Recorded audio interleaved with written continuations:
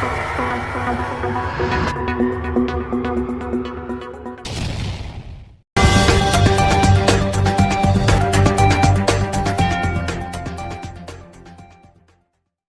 चुनाव तो हम लड़ेंगे ही, क्योंकि मैंने हमेशा से ही बताया कि लोकतंत्र का हिस्सा हम बनना चाहते हैं, विधायिका का हिस्सा बनना भी उसका एक पार्ट है, तो हम चुनाव तो लड़ेंगे। निश्चित तौर पे मैं नामांकन पत्र भरूंगी।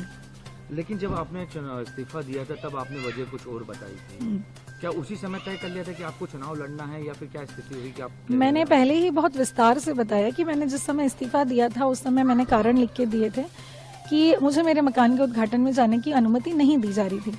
और जब मैंने पता किया इन 2-3 महीनों में, तो मुझे मालूम चला कि ये सब राजनीतिक कारणों से हो रहा है।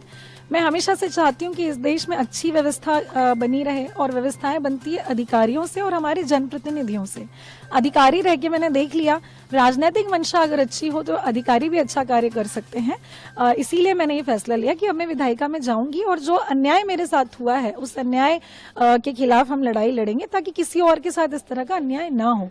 तो ये सब ग्रेजुअली हुआ है, और आज हम जो है चुनाव लड़ने के लिए तैयार हैं। आपको क्या लगता है जिस समय आपको मना किया गया तो उस समय तो आप किसी राजनीतिक से नहीं थी, आप एक IAS हैं, आप पद पे थी, तो ऐसे अधिकारी के साथ जो सर्वोच्च पदों पे रहते हैं, वो जो पदों पे पहुंचे, उन अधिकारियों के साथ भी आपको उस समय कहाँ से आपको लगा कि आपके साथ राजनीति हो रही है, वो क्यों लगा? बिल्कुल, क्योंकि मैं जहाँ पर मकान का उद्घाटन था वहाँ पर सर्वधर्म प्रार्थना होने जा रही थी, और चूंकि मैं उस क्षेत्र में पिछले 5 साल से हूँ, मेरी पोस्टिंग वहाँ 2018 से 2021 के बीच में रही है, लोगों के बीच नहीं, आमला लोगों के बीच में रही हूँ, जनता का स्नेह और प्यार मेरे साथ रहा है।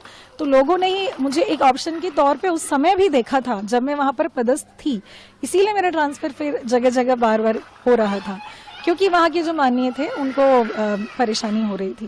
तो यही कारण रहा था। लोगों ने तो उसी समय से एक जनप्रतिनिधि के रूप में मुझे चाहा था, लेकिन मैं उस निर्णय तक नहीं पहुंच पा रही थी, क्योंकि मेरा कोई पारिवारिक बैकग्राउंड नहीं है इस तरह का। मैं सीख कर ही आगे बढ़ रही हूँ, पढ़ लिख करके अधिकारी रहते हुए मैंने देखा कि जिस स्वतंत्रता के साथ मैं काम करना चाह रही हूँ मुझे वो नहीं मिल पा रही है।